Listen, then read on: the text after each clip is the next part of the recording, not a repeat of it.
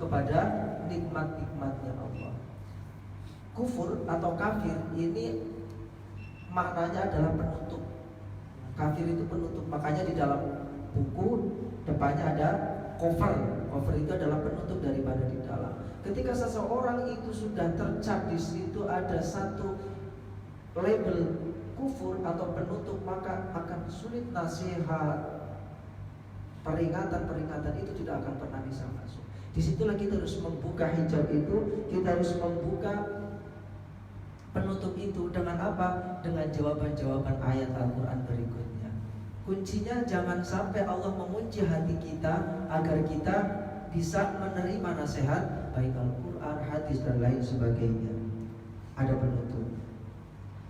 Kemudian setelah itu Allah baru menerangkan tentang orang-orang yang munafik. Uniknya, orang yang beriman hanya 7 ayat dijelaskan oleh Al-Quran di surat Al-Baqarah. Dan orang yang ingkar kepada Allah cukup 2. Innal ladzina kafaru sawa'un 'alaihim sama khatamallahu 'ala qulubihim. Setelah ayat berikutnya Allah tidak menerangkan tentang orang yang ingkar, tetapi menerangkan tentang orang yang munafik. Wa minan nasi may yaqulu amanna billah wa bil yaumil akhir wa ma hum bimu'minin. Di antara manusia, ayat ini turun saat itu adalah di Mekah. Ada orang yang berkata, saya beriman kepada Allah, saya beriman kepada hari akhir. Walladzina amanu wa ma yakhda'una illa anfusahum. Namun mereka itu tidaklah benar-benar beriman di dalam hatinya. Jadi ini gambaran ketika itu adalah kelompok-kelompok orang yang menipu Allah Subhanahu wa taala dan menipu Nabi. Menipunya bagaimana? Ketika mereka datang bersama kelompok Nabi, mereka mengatakan, "Ana ma'akum ya Rasulullah sallallahu alaihi wasallam." Saya bersama kalian. Saya akan mendukung anak mu'ayyid hadzal din, saya akan mendukung agama ini. Tetapi di dalam hati mereka tidak ada keimanan. Ini kelompok-kelompok orang yang munafik di situ. Wa ma yashurun, tapi mereka tidak menyadarinya. Kemudian dijawab oleh Allah Subhanahu wa taala, kenapa orang-orang bisa di antara mereka ada yang seperti itu? Beriman di depannya tetapi di hatinya kotor. Fashion-nya oke lah, pakai jas, dompetnya tebel, ada rantainya, tapi isi dompetnya itu tembakau, sama aja. Fashion-nya kelihatannya dia cocok dengan baginda Rasul, cocok dengan sahabat, tetapi di dalam hatinya kotor dan tidak ada keimanan. Disitulah jawaban ayat berikutnya adalah fi qulubihim maradun fazadahumullahu marada. Di dalam hatinya ada penyakit yang terus kemudian Allah akan tambah penyakit itu. Syakan wa dzulmatan, ada satu keraguan dan kegelapan hati di dalamnya. Nah, orang-orang yang demikian itulah yang nanti walahum adzabun alimum bima kanu yakdzibun. Kelak nanti akan mendapatkan azab yang pedih. Saya hanya ingin mengatakan bahwa Allah Subhanahu wa taala itu memiliki sifat yang sangat bijaksana, dan ini harus kita pegang menjadi akidah. Seandainya Allah nanti memasukkan kita ke dalam surga, itu karena murni keadilan Allah. Bagaimana tidak mata kita bisa melihat, oh orang itu ganteng, orang itu cantik. Itu kenapa? Karena mata kita bisa melihat. Orang yang buta gak pernah bisa melihat keindahan muka bumi ini. Kita setiap hari melihat itu indah, ini tidak indah. Tapi kan kadang kita lupa dengan bersyukur.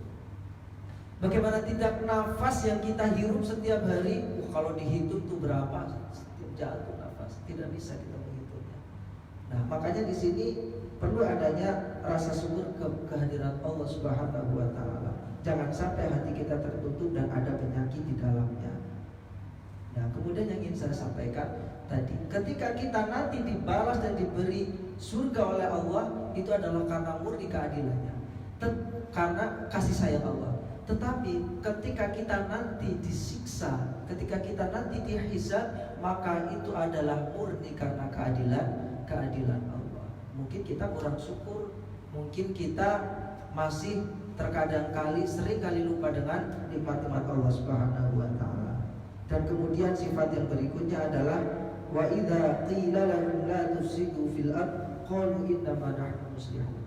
Ketika itu Nabi Muhammad dan para sahabatnya menyuruh kepada orang Mekah, orang-orang yang belum beriman, dan orang-orang yang mengaku beriman tetapi di dalam hatinya la tufsidu fil ard, jangan kalian membuat kerusakan di muka bumi ini. Tapi kata mereka, qalu innama nahnu muslihun, saya tidak pernah membuat kerusakan, tetapi saya selalu membuat kebaikan dan kebaikan, kata mereka.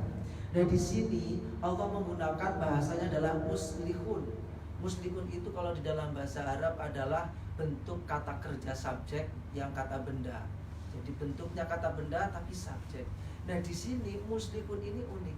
Kenapa? Karena seseorang itu tidak hanya dituntut menjadi orang yang solih. Orang yang solih itu gampang, datang ke masjid pakai jubah, tasbihnya besar, jubahnya panjang, pecinya rapi, itu orang soleh. Itu orang soleh.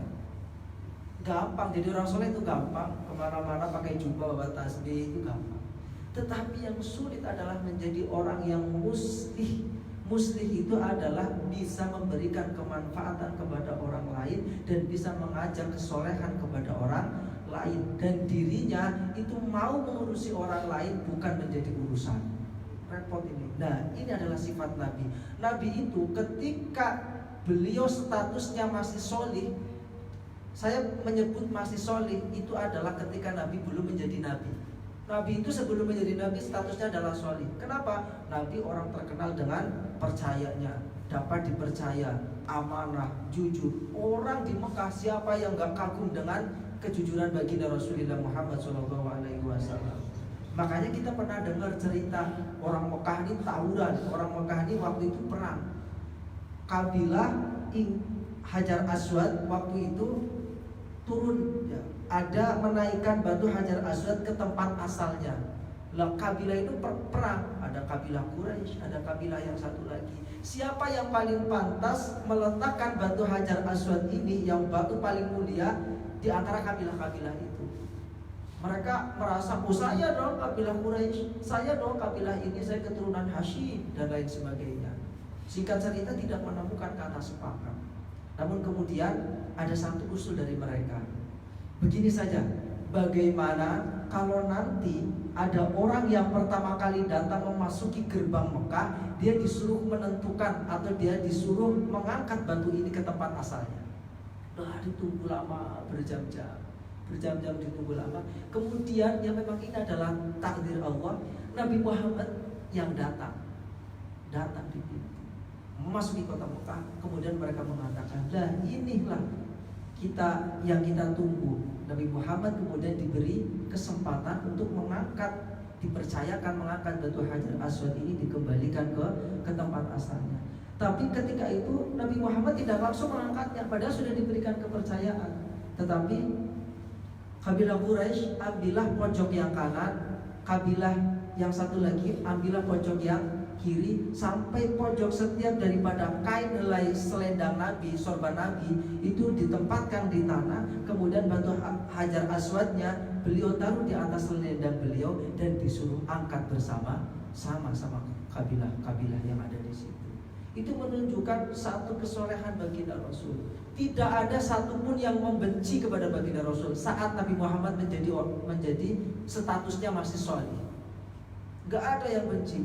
Bahkan ketika Nabi Muhammad menyebarkan agama Islam, ya, itu sampai pelarangannya pun dengan sederhana. Nanti puncaknya memang di Quraisy. Tetapi ketika Nabi Muhammad SAW diangkat oleh Allah menjadi seorang nabi, dalam tanda kurung adalah muslih, mau mengajak orang lain kepada kebaikan, saat itulah Nabi Muhammad menjadi orang yang paling dibenci oleh orang-orang yang ingkar kepada Allah. Ini susahnya. Nah di situ ketika Nabi Muhammad menjadi musyrik, sudah musuhnya banyak, perjuangannya tambah berat. Makanya kalau kita jadi orang soleh itu mudah, tapi jadi orang muslim mengajak orang lain, mungkin kita tidak disukai dan lain sebagainya. Tapi inilah perjuangan. Nah, baginda Rasul itu sudah soleh dan kemudian muslih. Nah inilah target daripada kita. Makanya daripada kajian kali ini diawali bulan Muharram yang mulia ini, jadilah kita seorang yang soleh dan juga orang yang muslim. Jadi kalau mau lihat umat Islam, ya, lihat ketika mereka sholat Idul Fitri dan Idul Adha. Tapi ketika mau melihat orang yang beriman, lihat jamaah sholat subuhnya. Nah, di situ bedanya. Kalau orang Islam lihat ketika sholat Idul Adha begitu ramai. Tapi ketika mau melihat orang yang beriman, lihat sholat subuh berjamaah di masjidnya. Kita bersyukur di masjid ini setiap Ahad pagi ramai, dan ini menjadi satu kebiasaan. Semoga istiqomah. Mungkin pada kesempatan kali ini hanya itu yang bisa kami sampaikan. Yang terakhir, catatlah pesan-pesan Al-Quran ini, bahwa kita jangan sampai membuat Allah berkehendak tidak baik dengan kita. Itu prinsip di dalam hati. Jangan sampai Allah berkehendak tidak baik dengan kita. Karena kuncinya, may yuridillahu bihi khairan yufaqihu fiddin. Siapa yang dikehendaki baik oleh Allah, maka dia akan dipahamkan agamanya, dimudahkan urusannya. Itulah kuncinya. Wallahul muwaffiq ila aqwamit thoriq. Ada kekurangan dari kami, itulah dari kemampuan kami. Jika ada hidayah, jadikanlah itu ilmu yang bermanfaat. Wassalamualaikum warahmatullahi wabarakatuh.